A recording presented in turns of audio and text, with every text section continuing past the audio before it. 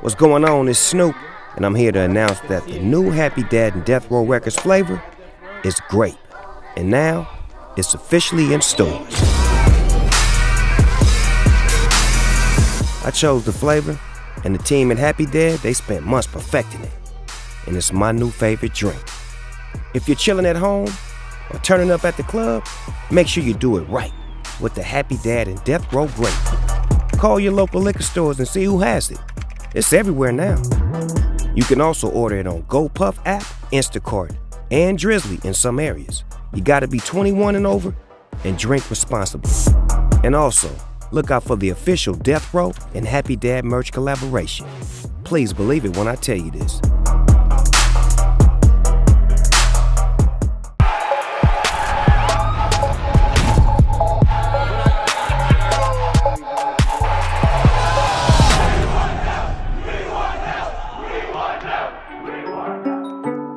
Try this again, boys. Let's try this again. You guys already know what's about to happen. We're in Nashville, Four Seasons. We've got Secret Service everywhere right now. I'm nervous, man. Oh, I'm good. Just quiet right now. Need to have a couple Happy Dads before this one. Steiny Zap. Look at him. Guys pacing around. I'm a little nervous. Yeah. I mean, for this one, kind of. The other ones are like whatever. Yeah, I mean, this is kind of intense. Imagine we just butcher this. All the other reporters, they do this too, they just don't show it, right? Yeah. Tucker definitely. Tucker doesn't drink, but Sean Hannity definitely slams a few before. But we're gonna show it, you know? Because we're a lot more real, so. All right, guys, President Trump's about to walk in. Before he walks in, you guys know, every week on the Full Send podcast, we're shouting out bars that carry Happy Dad. So if you work at a bar, if you own a bar, tag us on Instagram at Happy Dad. We're always looking who's tagging us. We're gonna shout out some bars that carry Happy Dad. We got Encore Beach Club in Las Vegas, Nevada. We got Top Golf in Gilbert, Arizona. I'm coming there.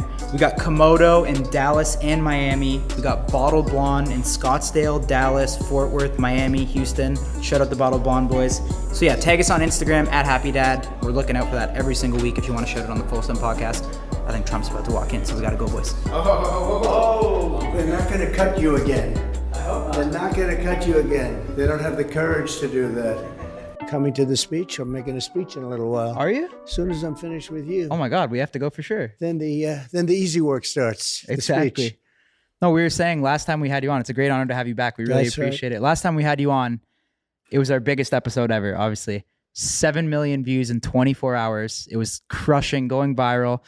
I feel like you did such a good job too. Like everybody loved it on both sides, and then YouTube took it down. Yeah. But you called it. But you guys were great. You said, we will not change it. We're not going to amend it. We're not going to take anything out. And it did really hit. It was a big monster, wasn't it? Huge. And then we saw you at UFC. Obviously, Yeah. we're good friends with Dana. We want to give a shout out to Dana for even putting He's this amazing, together. actually, isn't he? He's the best guy amazing. ever. We walked in and he said he's never seen anything like that. That was a good walk-in. The place went crazy. It went wild. When you walk in like that, do you always expect like a response like that? Or are you ever kind of nervous about what the response is Well, going not to be? too nervous about it. I feel that arena, we had 100% support. And they're incredible people, incredible fighters, great athletes. They're beyond athletes. No athlete can take punishment like that. 250 shots to the face during a round and then look forward to the second round, right? I mean, who does that? But Dana's amazing. And Dana's, one of the few people that you can say probably could never be the same without him. Everybody's replaceable, they say. As you get older, you'll hear that. I don't think you guys are replaceable from what I understand. I don't think so. But Dana's very unique, and what he's done with UFC is incredible, actually. Yeah, for sure. How does it feel to have that continued support from Dana? Because we know some people probably folded on you. I do. I have continued support from Dana.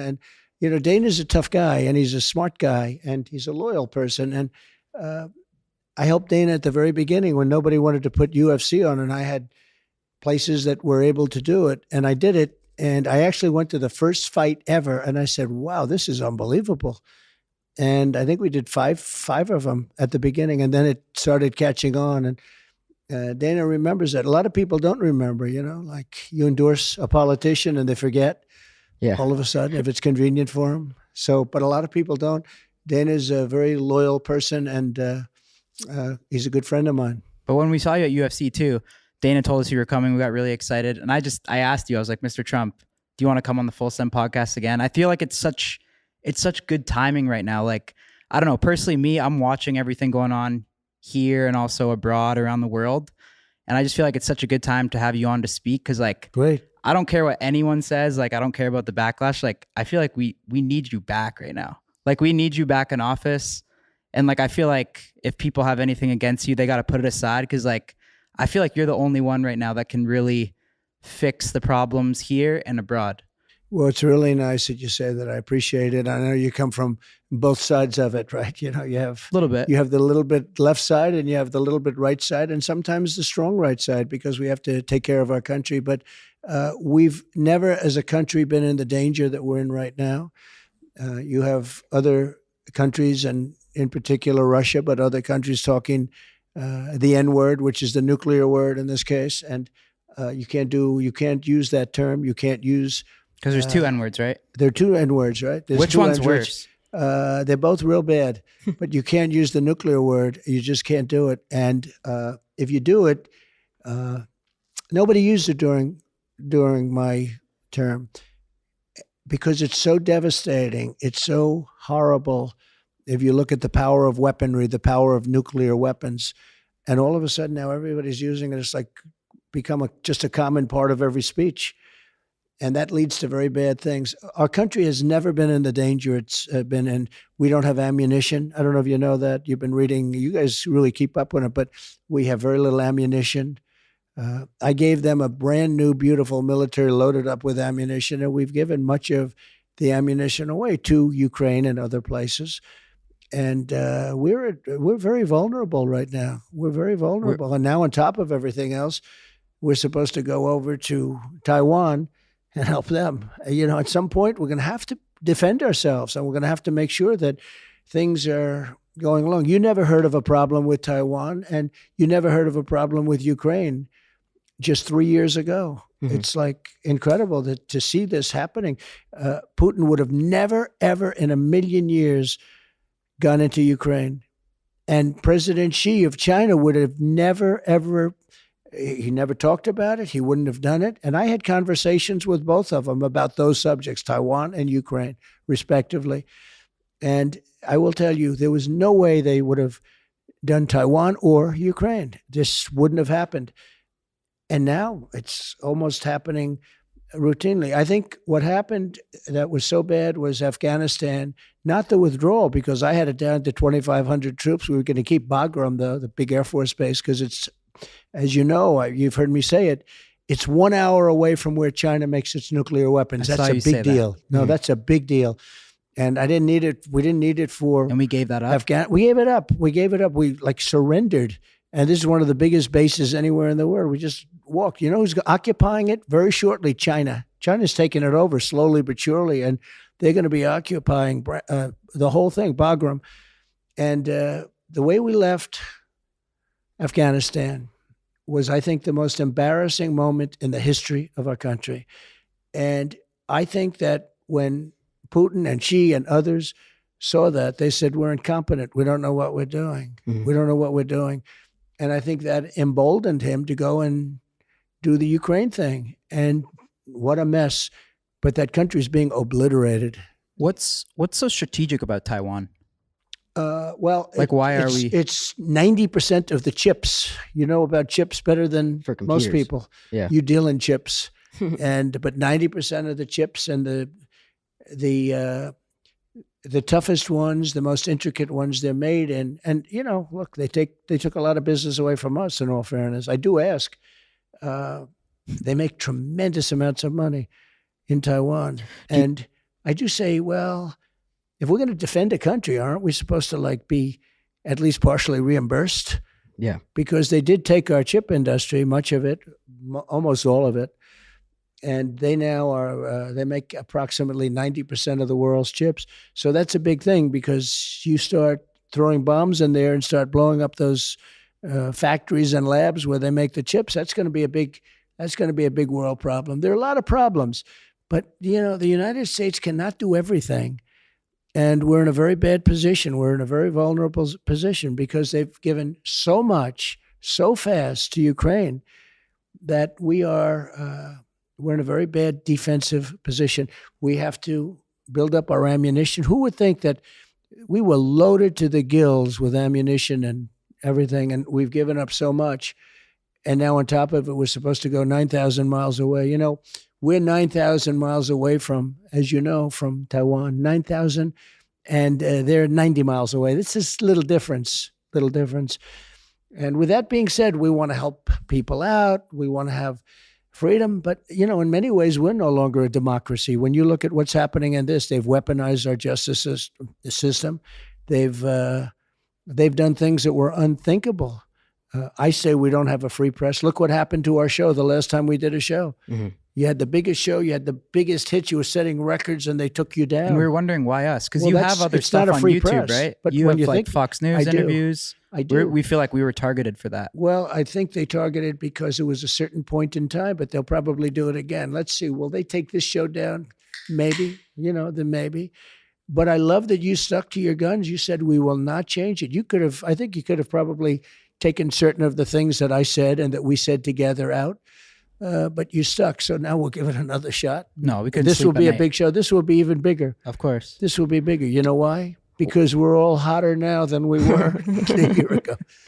How much does it hurt to have people that do fold on you and switch up? Well, look, you do what you have to do. And I just feel that I'm here for a certain reason. I'm here to defend the United States of America. I'm here to make America great again. It's a slogan, MAGA.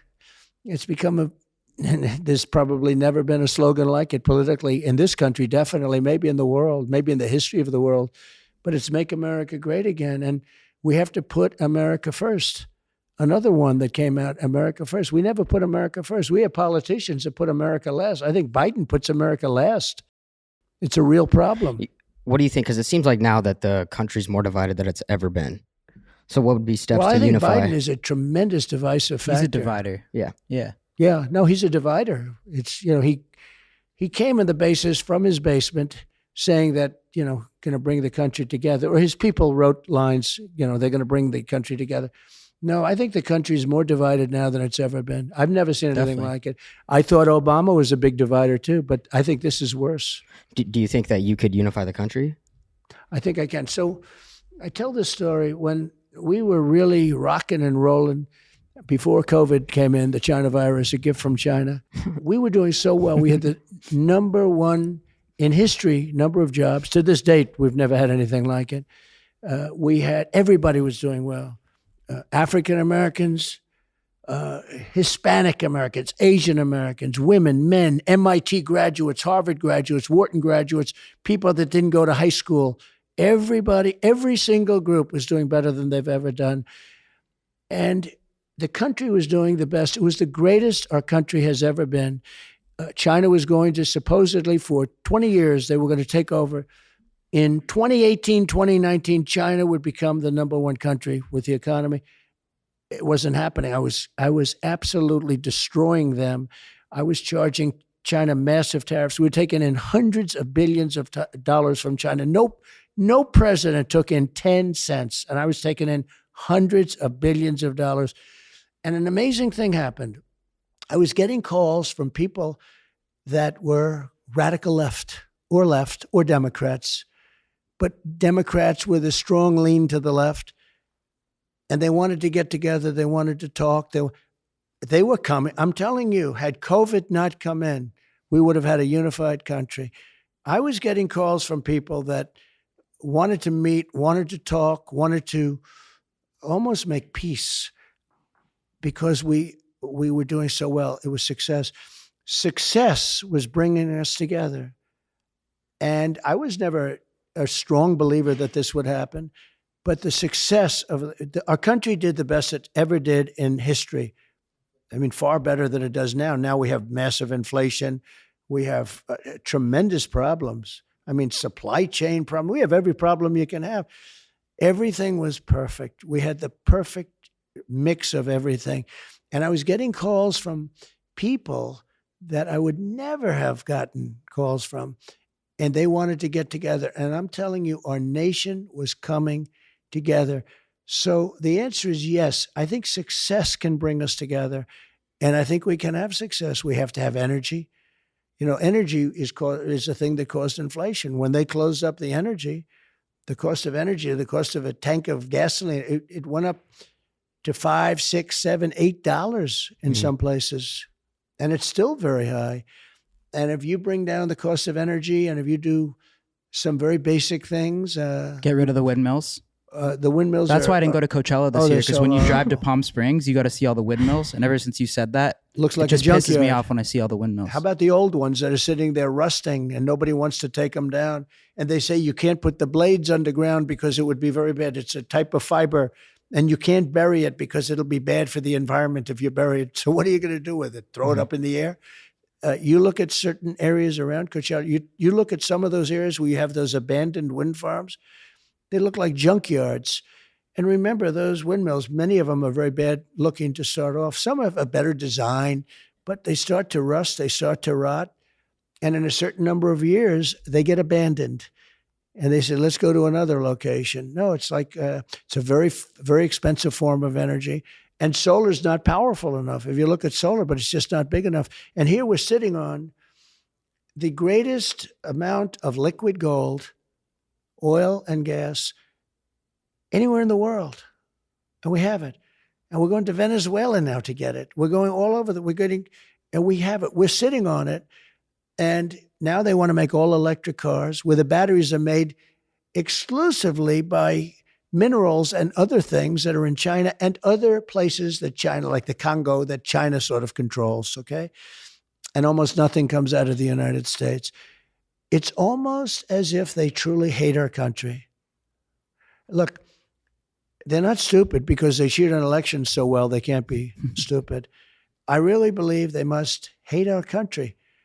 Who wants an open border where people from mental institutions are being dumped into the U.S., where people from prisons, where entire prison populations of countries are being, and I do the same thing. If I was the president of a South American, or not only South American, they're coming from all over the world.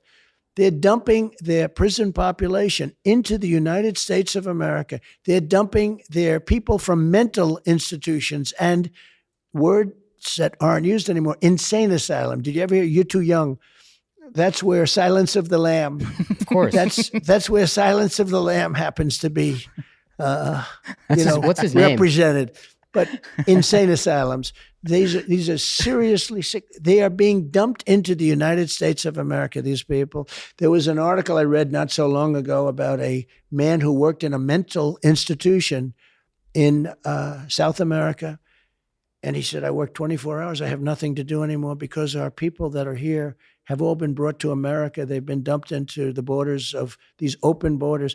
Who wants open borders? Who wants high interest rates? We have very high interest rates now. It's really clogging up. I mean, it's really causing a big problem. You're going to have a big recession very soon. So many different things that they're doing. Even the electric cars. Not everybody wants to drive a car for an hour and a half and then have the car. I don't personally. Right? No. I mean, you'd like to be able to drive for 6 hours or 7 hours and then get a nice load of very inexpensive gasoline. So it's very sad what's happening to our country. But the biggest thing that's happening and the scariest thing that's happening is that we've never been in a position where we're more vulnerable because of the incredible power of weaponry. And other countries have these weapons. That's what I wanted to ask you about, because I'm watching a lot of stuff now. And to me, I feel like people are not realizing, like, how close are we to like a World War III type scenario? One madman away. And there's a lot of them. When right? I was young, I had an uncle who was a very brilliant man. He was a professor at MIT. And I believe he was the longest serving professor in the history of MIT. He was there for almost 40 years, Dr. John Trump. And he would tell me about the power of nuclear, and I sort of wouldn't believe it. And he was right. The power is so massive. It's so incredibly powerful. But everybody said, because of this power, nobody will use it because they're assuming that people are sane. Somebody will use it. And when they use it, it will be devastation like never seen before. But the theory on nuclear is that it's so powerful that no person will ever use it. But that's assuming that people are sane.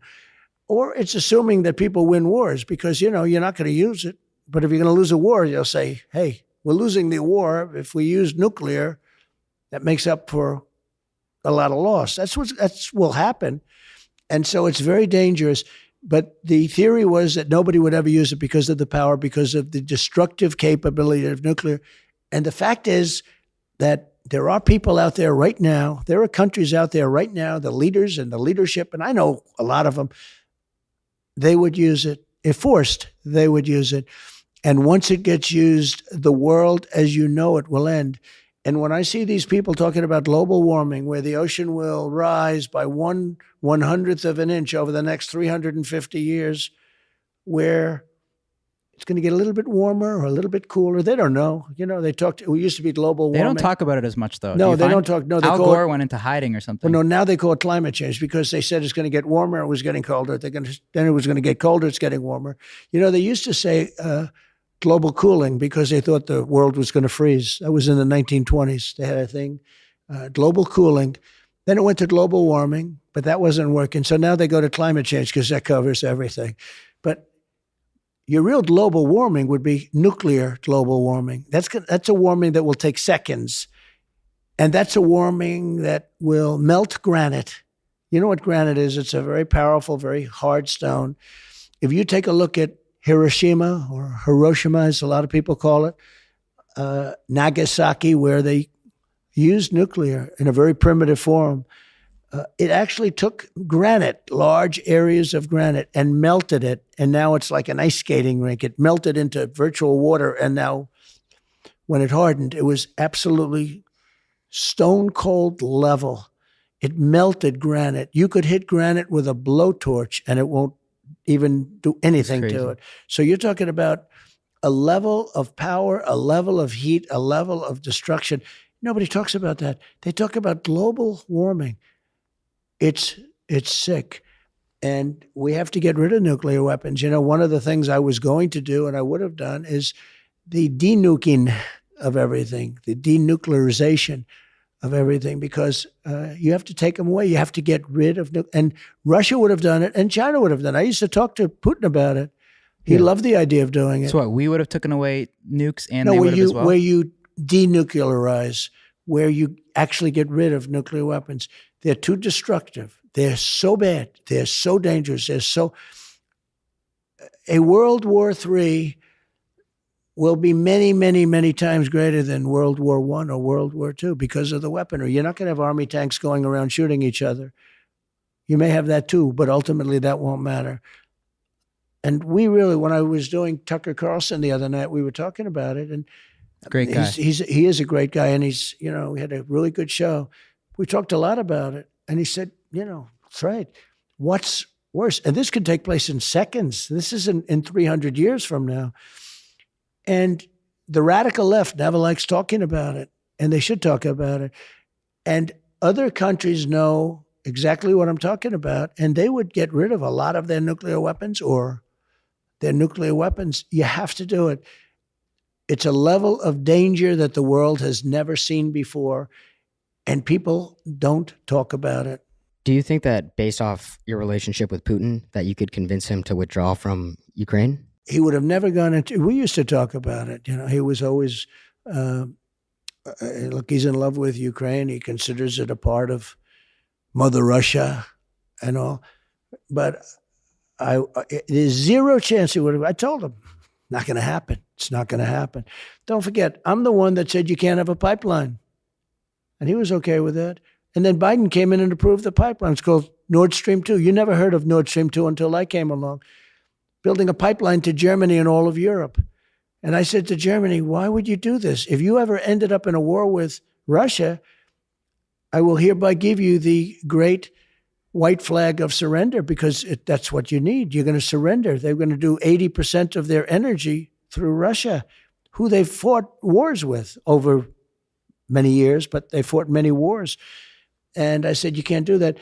Now, we are at a point in time that I believe, without question, because of the power of weaponry, is at a level that we've never had. When you go to those two places that I said, Hiroshima and Nagasaki, And when you look at the destruction done many, many years ago, the destruction done, the power, and you multiply that power times 500, that's what you're talking about. And we can't have it. And we have very weak leadership. We have incompetent leadership. We have leadership that doesn't understand that this is something that can happen. We have leadership that doesn't hear other people when they talk about it. And they don't get it. We have incompetent leaders. This would never happen. All of the things that we have, you wouldn't have inflation because energy, we had energy, very inexpensive energy. We had energy independence, soon to have energy dominance. We would have been selling to Europe. We would have been selling all over the world. We were bigger when I left. We were number one in the world at energy. Natural gas, oil and natural gas. We were filling up the strategic reserves. Biden took the strategic reserves that I was filling up and he emptied them out now to the lowest point. Those reserves are meant for war, not to get people's gasoline prices down so they look at good in an election. But he did that. And now so many things have been wrong. Even we mentioned before the supply chain. Who ever heard of a supply chain problem? You order something and you get it. Now you order something and they tell you you won't have it for years. You won't have it for years. Nobody ever heard of it before. We've become somewhat of a third world country. Our election's a third world. Sorry to tell you that. You know, we had our friend Steve on the last podcast and he got canceled from YouTube. And if he's on camera, they'll delete our entire channel too. Oh, so they're taking it to the next level. Yeah, but he's my friend. It's crazy. That is called, we don't have freedom of the press. Mm-hmm. I mean, you're the press because, you know, the press used to be like a piece of paper. You're the press now. You and other people and other things, whether it's internet or not. I didn't know that. That's terrible. Do you think that we're becoming like a third world country where we're going after like former leaders, like a banana republic? Oh, absolutely. Well, that's what they do in third world countries. They go after former leaders so they can't come back. I have people investigating me over nothing, over things like the boxes hoax. And we had a DA from New York who campaigned, and an AG in New York, campaigned on, I will get Trump. But they investigate me over things that Biden has been horrible with. He's broken every law, every regulation in the book, every single regulation in the book. Nobody talks about that because it's called election interference. Everyone sees it now, though. They see it. Oh, they see it. Well, you know, when they announced this event, my poll numbers went up. You see my poll number. I'm beating Biden by a lot. But what they want to do is investigate you and keep investigating. Because if I was doing badly in the polls, number one, you'd be able to put me on, but nobody would care. Maybe. But you wouldn't be canceled. But if I was doing badly in the polls, there would be no investigations. There'd be no problems. Or if I would not run, there would be no problems. Although I think in my case, in my case, they hate me so much, I think it doesn't even matter. Another thing I want to ask too, something historic that I'm always amazed by what you did is how you got along so well with all these world leaders, especially Kim Jong-un. What was he like as like a person? Because he's like such a mysterious Batman kind of like figure. No one knows what he's like. What is Kim Jong-un? Well, first of all, he's very smart and he's very cunning and he's very ruthless. How so? Like what makes him so smart? Well, I guess genetically he was born pretty smart. Don't forget, he took over a country at 23. And even though he was sort of like, it was like an inheritance, this is a country with smart, energetic people. He, from a very early start, got it. He took it over from his father, but very young. And you had generals and you had all of these people and armies and, you know, and he gained control. And let me tell you, he is the boss of that country. But I got to know him very well. And I think we would have had nuclear war. Had Obama been able to stay or had crooked Hillary Clinton become president, you would have had a nuclear war with North Korea. Absolutely. I think you would have had. And if you remember with me, it was very rough. Little rocket man, and he was calling me names and I'm calling him names. And remember he said, I have a red button on my desk and it's got very big power. And I said, no, I have a much bigger button than you do, and my button works. And we went through so how'd much. You guys squash that? Because Little Rocket Man, that's a big church. So how did we he went like through, get past that? I said, did you ever hear of the song Rocket Man when I was with him? He said, no. Did you ever hear of Elton John? No. I actually handed him the song Rocket Man, which is a pretty good song by Elton John, but he never heard, because it truly is. It's a country. Wait, you gave him I gave him, tape. And like a vinyl? I didn't show that it was made in South Korea, frankly. That the recorder it said South Korea. I said, take that off. We had it chiseled off. He probably figured it out. No, he's a very smart guy. And, every time I say that, the fake news media goes, oh, he said he was smart. The other day I was talking with Tucker about President Xi of China. He rules powerfully. He rules almost 1.5 billion people. And, you could say that they're eating our lunch. And I said, no, he's at the top of his game. And the others are at the top. They're all at the top of the game, except our guy. He's not at the top of his game, and he never was, to be honest. But he's not at the top of his game. Now, you have other people surrounding him who are vicious and ruthless, the same people that take you down because of, that you're not on. I kept saying, where the hell is T? What happened to him? I think that's such a terrible thing. You know what you just said about that? I say, we no longer have a democracy. And I say, we don't have free speech. That's an incredible form of not having free speech. They took him down. For what? Because he likes Trump? Yeah, pretty much. That's exactly what I've been saying. But we're going to win. Look, we're going to take it back. The country has never been more unified in the sense that they have to have change. I'll tell you, this election coming up, they go after me because I stick up for the people. If I didn't stick up for the people, they wouldn't. But they go after me because I'm protecting the people. This election coming up is going to be incredible. And I will say, I think 2016 was maybe the biggest thing that ever happened in politics in this country. I think 2024 has a chance to be as big. I don't know if it could be bigger. It's going to be big. I think the win of 2024 will be much, much bigger than if it was a traditional, because you're going to be able to show how bad things were under their rule. Do you think that your biggest competition lies within your own party? Yeah. Like from the people running in the party? Yeah. Yeah, but they're really fading fast. I mean, it's fading very, very quickly. You have a guy from Florida, Ron DeSantis, who I got in with my endorsement. He was at 3 points. He was nothing. He was not going to win. He was going to lose, and I endorsed him.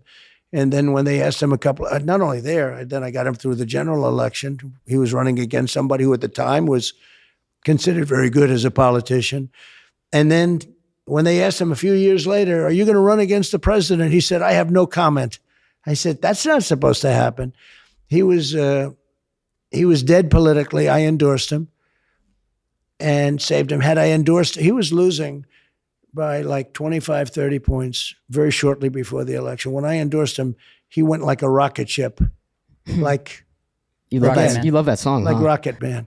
He went like a rocky. I should call him Rocket Man, but now he's Rocket Man that's crashing. His polls are terrible. I'm leading him in every state. And we just came out with they just came out with new polls. I'm leading them everywhere. Why do you think he's besides that? Because he's done a pretty good job with Florida. You agree? Why do you think you're a better choice than DeSantis? Well, actually, if you look at the numbers, he didn't do a great job. If you take a look at the numbers, he's very high on crime, very high, right at the top, almost at the top. I think he gets good publicity. Although now people are starting, because I'm putting out the COVID numbers. He didn't do well on COVID. He had more deaths than almost every country in Florida. I hate to say it because Florida's my state, but he did not do well. It's very interesting. I don't want to knock anybody, but the thing he did well on is public relations, because the numbers weren't what they pretended to be. With all of that being said, when you help somebody, I believe in loyalty. You just don't do what he did. Now, he's out campaigning. I assume he's going to run, but I think the numbers are so bad now that a lot of people are assuming that he won't run. And would you consider him to be your running mate? I don't see it. I mean, I don't see it. We have a lot of great people in the Republican Party. I'm going to speak right now in front of a lot of them. I mean, they're actually all waiting for me because I'm talking to the Nelk boys. Let's go. But they don't realize that the Nelk boys are probably a lot more powerful than them. I can tell you, when I did your last show, when I did that show, I got more calls from people that I hadn't heard of in 20 years. They're saying, that was the greatest show. So you've done a great job, fellas. You were talking about Rocket Man. And it's true. right Thank you. That across means the a lot. hall, right across the hall. You have the most powerful people in the nation. You have the most powerful governors, senators. You have everybody waiting for me to speak. And here I am sitting with you, not saying to hurry up because you're the Nelk boys, You're the right? best. That's Love pretty that. good. Thank you. You're the best. You talked about Rocket Man, how you love that song. People don't know this, but you have a Spotify song, don't you? What? A song on Spotify, right? Are you Spotify? You hit the Billboard charts. You hit the top of the charts. Oh, so we did that's right. I had The Apprentice. It went to #1. I did great in real estate. I did great in politics. But the one thing I hadn't done, I always wanted to be Elvis Presley. I hadn't hit #1 on the charts. No, we did a thing. It was actually very beautiful. A version of a very important song that you probably heard. And it was done by the J6 prisoners who have been treated horribly.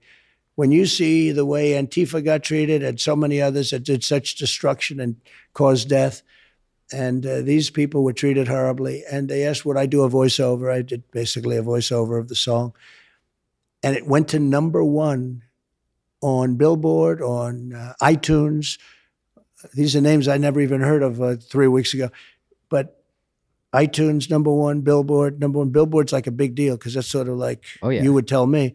But as you know, it went to it's Donald J. Trump and the J6 Choir. That's amazing. Wow. That's January 6th. And it shows you where the country is. But this song stayed there.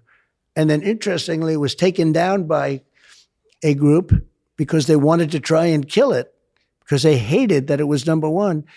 And they said, we accidentally made a mistake in taking it down and we'll be putting it up. And they put it up a couple of days and it went back to #1 again. They tried to kill it by creating a little separation. No, it was a great honor to do it with them. And it was a great honor to see it hit #1. I didn't expect that. Are you going to be coming out with any follow-up songs or? Well, we'll do something. We have a lot of things planned, but we're going to have an exciting campaign.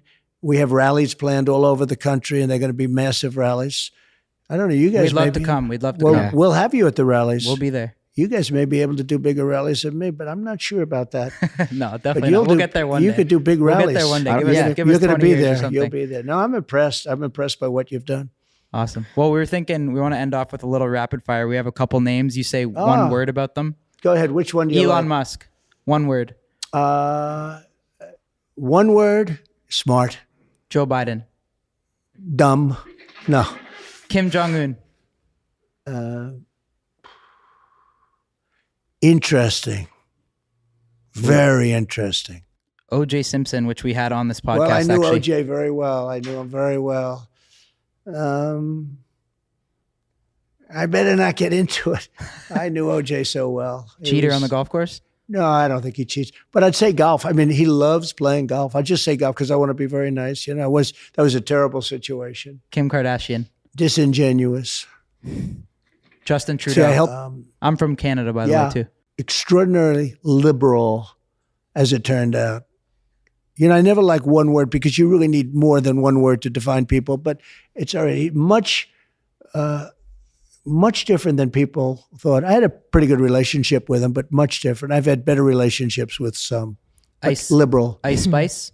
Who the hell is Ice Spice? The song? You don't know Ice Spice? Like, munch. You've heard the song. Go ahead, play She's it below for you me. on the charts. Play it. Well, I like it. Okay, I like it. Go ahead. Oh, I think that's all the and names. Are aliens real? That was the last question. That's an interesting. I don't personally. I You don't don't talk. think so. You don't talk about aliens. I don't. much. I'm not a big alien person. I got enough things going without worrying about it. But I'll tell you what, you have a lot of smart people that think that, there happens to be a certain site that's the #1 most visited site in the whole country. You know that, What's right? that? Do you know what I'm talking about? Where they think the aliens come down, and I haven't been on that. I'll tell you about it after the show. I thought it was a different site. One last question. Biden said that you actually left him a very generous letter when you left office. Is there anything you can include that you said to him? So I did. No, I wrote him a letter. And it's a tradition as president. When you leave, you write a letter to the person coming in. No, I wrote a beautiful letter. I mean, if he wanted to give it, he could do that. But it was a nice letter. I got a nice letter from President Obama. Amazing. Thank you President very Trump, we much. gotta go. Thank you so much, man. I think we very might come to much. your rally. We'll watch you speak. Why don't you but come up? I'd love to have you. We'd love you. know? We'd love to do that. You'll be the most important people in the room. But we really no, but these are appreciate the you. biggest people in politics.